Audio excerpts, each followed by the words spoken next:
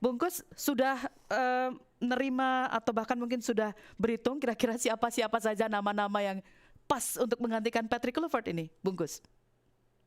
Ya, saya justru orang yang berkali-kali mengatakan kita tidak perlu tergesa-gesa memikirkan pelatih baru ya. Mhm. Jadi bagi saya yang penting itu sekarang kita belajar dari pengalaman kemarin rekrutmen pelatih di tengah jalan yang kemudian tidak membawa hasil yang memuaskan.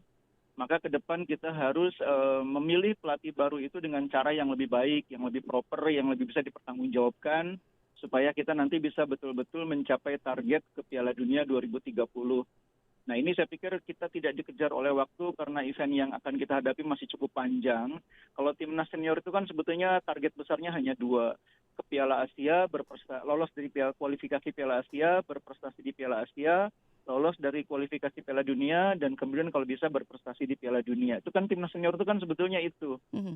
Memang Oke. ada Piala AFF, tapi itu kan sebetulnya turnamen yang sifatnya sangat regional. Target besar itu sebetulnya hanya Piala Asia dan Piala Dunia. Jadi kita masih punya cukup waktu untuk mempersiapkan tim ini. Tidak perlu tergesa-gesa memilih pelatih baru. Kita lakukan dengan cara yang benar kali ini. Hmm. Cara yang benar itu seperti apa, Bungkus? Jadi pelatih itu kalau bisa direkrut itu setelah dia memaparkan konsepnya. Apa yang akan dia lakukan untuk membangun tim ini, apa yang akan dilakukan untuk menuju Piala Dunia 2024 itu programnya seperti apa.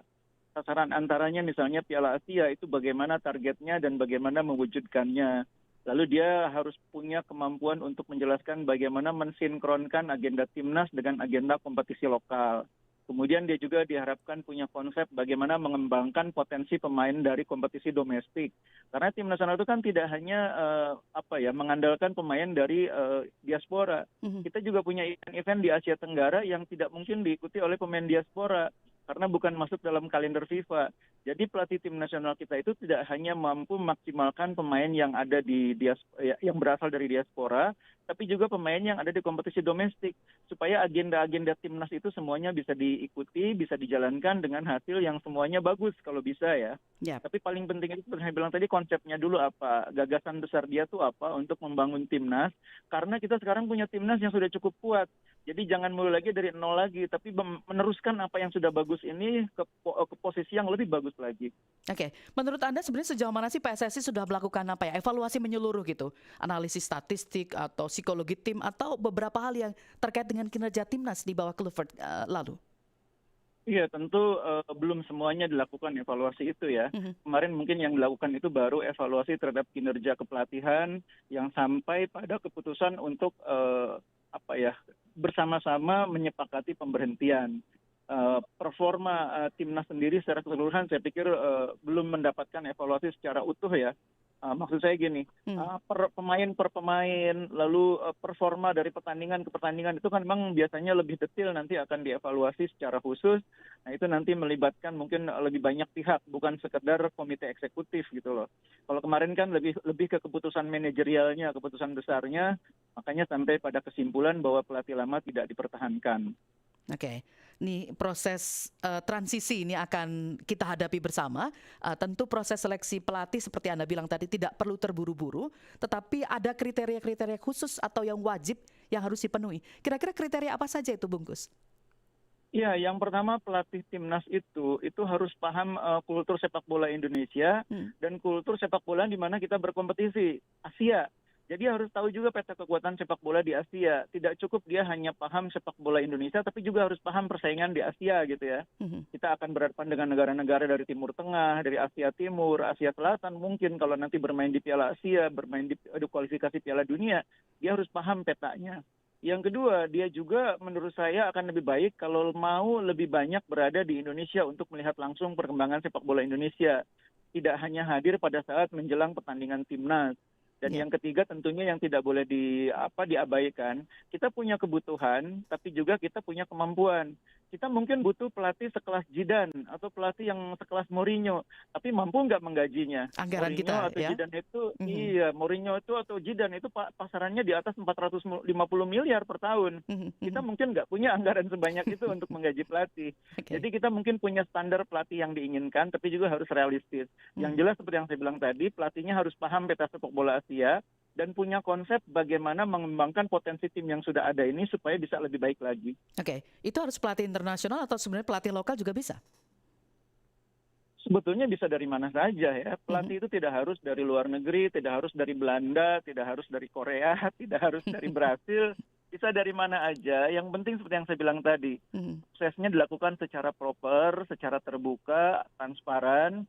Pelatih-pelatih yang berminat, pelatih-pelatih yang punya kemampuan kita seleksi, nanti kita dapatkan pelatih yang tepat. Mhm. Tepat itu dalam pengertian sesuai dengan kebutuhan Indonesia, sesuai dengan kemampuan finansial kita, Mhm. dan sesuai juga dengan target kita menuju Piala Dunia 2030. Nah itu saya pikir itu kan kuncinya mencari titik temunya antara kebutuhan kita dengan kemampuan kita, serta kemampuan serta kebutuhan si pelatih itu. Harus ada titik Mhm. temu nanti pada akhirnya. Oke, soft skill-nya misalnya, leadership-nya, manajemen konfliknya, komunikasi dengan pemain Indonesia, ini kan juga salah satu kunci nih.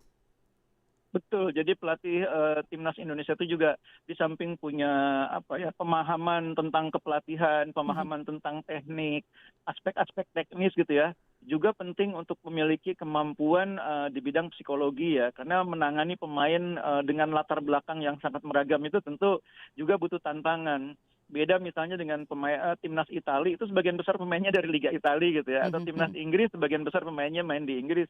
Indonesia ini kan sangat beragam. Ada pemain dari Liga Belanda, ada pemain dari Liga Italia, ada pemain dari Liga Inggris, Liga Amerika, Liga lokal juga, Liga Thailand. Mhm. Jadi beragam sekali dan masing-masing punya latar belakang yang tentunya berbeda-beda. Jadi butuh kemampuan tidak sekedar teknis, tapi juga kemampuan psikologis untuk merangkul pemain. Ya, Ini hal yang penting ya, karena timnas kita ini kan latar belakang sangat beragam, jadi betul. kemampuan menyatukan, merangkul itu juga salah satu soft skill yang dibutuhkan oleh pelatih timnas Indonesia. Ya, dulu kan kabarnya salah satu alasan merekrut Kluivert kan pelatih dihormati oleh pemain diaspora karena kita banyak pemain diaspora. Bagaimana relevansi faktor penghormatan pemain diaspora ini dalam memilih pengganti kalau gitu, Bungkus? Iya, jadi pelatih itu dihormati biasanya pertama karena dia memang punya rekam jejak yang meyakinkan sebagai pelatih. Mhm. Seperti Brasil punya Ancelotti, semua pemain Brasil meskipun semua pemain Brasil itu top, mereka respect kepada Ancelotti. Tapi pelatih juga bisa dihormati karena dia memang mantan pemain besar yang dihormati karena memang dia sudah membuktikan kemampuannya di level teknis ya sebagai pemain. Tapi ada juga pelatih yang meskipun tidak memiliki itu, bukan mantan pemain besar, bukan juga pernah punya prestasi luar biasa, tapi punya kemampuan individual yang bagus dalam melakukan pendekatan psikologis kepada pemain, sehingga akhirnya dia mendapatkan respect dan bisa menyatukan pemain. Itu banyak pelatih-pelatih yang seperti itu. Bahkan dalam dunia sepak bola, banyak pelatih hebat itu biasanya latar belakangnya bukan pemain top. Hmm. Pelatih yang sebagai pemain biasa saja, tapi punya soft skill yang sangat bagus, sehingga dia bisa membuat tim itu menyatu dalam dalam orkestrasinya menjadi sebuah tim yang bisa masing-masing individu itu berkontribusi dan mengeluarkan kemampuan terbaik. Itulah sebetulnya yang kita butuhkan. Oke. Pelatih dari manapun dia berasal, tapi punya kemampuan bisa menyatukan potensi pemain kita yang sangat beragam itu jadi satu kesatuan yang membentuk tim nasional yang tangguh. Sebagai pemerhati sepak bola ada nggak nama-nama yang masuk dalam kriteria itu, Bungkus? Termasuk masuk dalam sisi Iya. anggaran ya, karena itu tadi salah satu pertimbangan penting juga. Betul, jadi memang seperti yang saya bilang tadi, Mhm. sebetulnya kita berharap nama-nama yang punya kemampuan dan sudah teruji ya, nama-nama besar. Ya. Tapi mengingat seperti yang saya bilang tadi, kita punya keterbatasan, kita bukan Real Madrid ya, kita Mhm. bukan timnas Inggris gitu ya.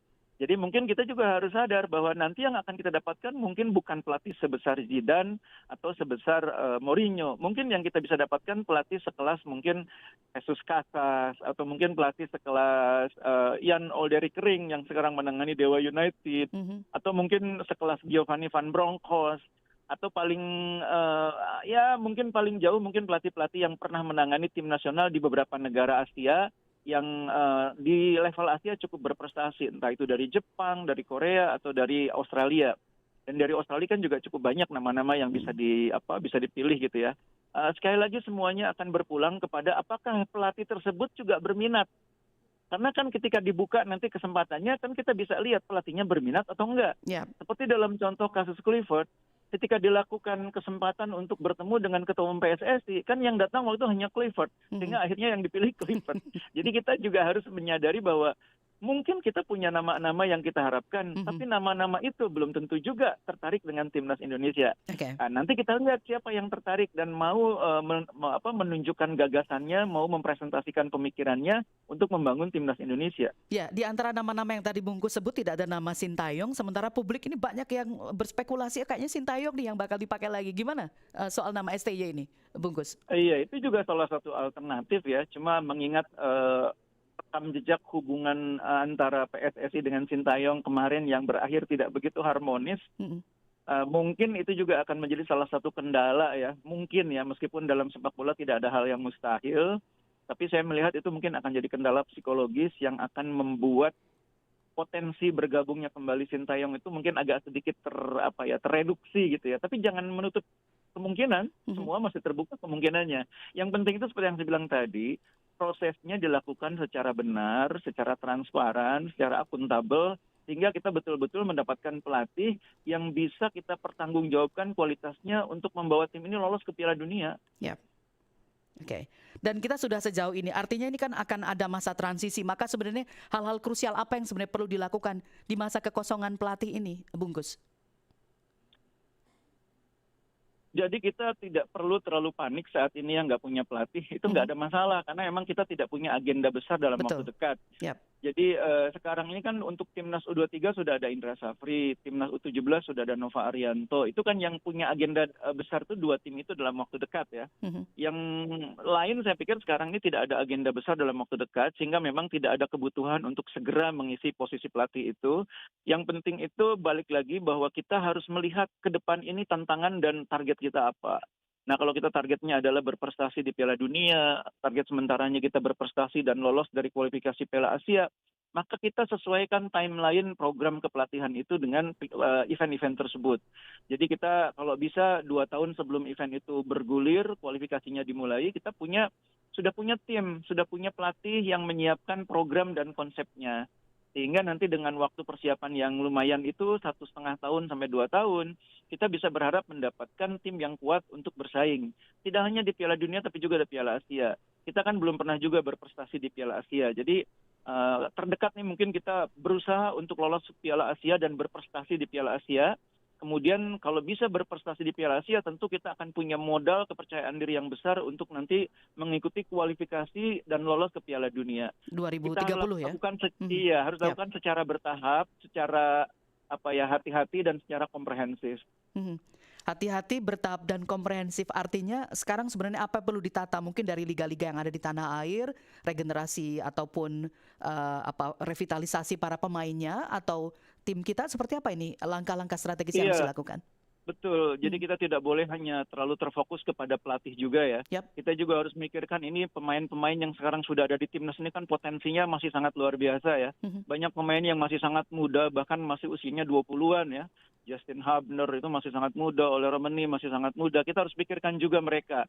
Ke depan mereka harus bisa berkembang supaya eh, target kita menuju Piala Dunia itu seiring dengan perkembangan para pemain ini. Nah, termasuk memikirkan para pemain yang berkompetisi di kompetisi domestik. Mhm. Pemain-pemain yang sekarang sudah bergabung di timnas seperti Beckham, Ricky Kambuaya, bagaimana mengembangkan potensi mereka lebih besar lagi sehingga nanti di masa depan mereka juga bisa berkontribusi sama besarnya dengan pemain-pemain diaspora untuk tim nasional Indonesia. Kita juga butuh pemain-pemain yang lebih banyak lagi dari kompetisi domestik. Karena seperti yang saya bilang tadi, kita tidak hanya bisa mengandalkan pemain diaspora. Nanti ada event di mana kita bergantung kepada pemain domestik. Piala AFF misalnya, itu kan juga kita ingin meraih sesuatu di Piala AFF. Kita belum pernah juara di Piala AFF. Mhm. Jadi memang tugas kita cukup banyak. Jangan hanya disibukkan oleh urusan pelatih, karena itu hanya satu dari sekian banyak PR yang kita hadapi dalam konteks tim nasional. Kita juga perlu memikirkan kompetisi di bawah senior, supaya timnas di bawah senior itu seperti 23, 20, 17 juga tidak kekurangan pasokan pemain. Yap. Ini kita memang butuh program yang komprehensif. Yap. Menetapkan target-target baru seperti misalnya ambisi masuk dalam berapa kita? 100 besar FIFA, Bungkus? Itu bukan hal yang mustahil ya. Kita Mhm. masuk 100 besar FIFA itu bukan hal yang mustahil.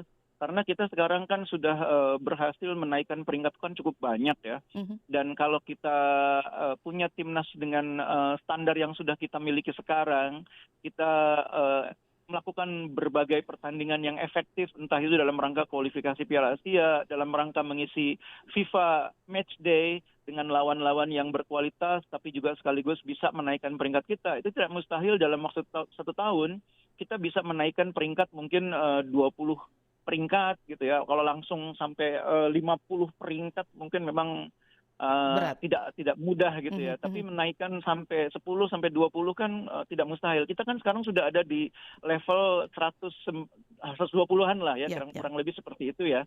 Jadi kalau kita menaikkan ke 100 itu kan kita tinggal menaikkan kurang lebih 20 peringkat. Mhm. 1-2 tahun kalau kita program uji cobanya bagus, lalu performa timnas bagus juga di event-event yang lain, kualifikasi gitu ya, misalnya ada kualifikasi Piala Asia dan sebagainya, kita punya potensi untuk menaikkan peringkat timnas kita. Yap. Jadi kita menurut saya sih punya benchmark yang cukup bagus ya. Mhm. Sudah ada tim yang diwariskan dari generasinya STY dan Clifford ini yang bisa kita kembangkan jadi tim yang lebih kuat lagi. Oke, kita masih punya Piala Asia 2027, persiapan menuju Iya, kualifikasi Piala Dunia 2030. Jadi masih banyak panjang perjalanan yang harus kita betul. tempuh. Terima kasih Bungkus sudah berbincang bersama Pro 3 hari Baik, pagi ini. Asti. Selamat pagi, sampai jumpa. Salam olahraga. Jaya.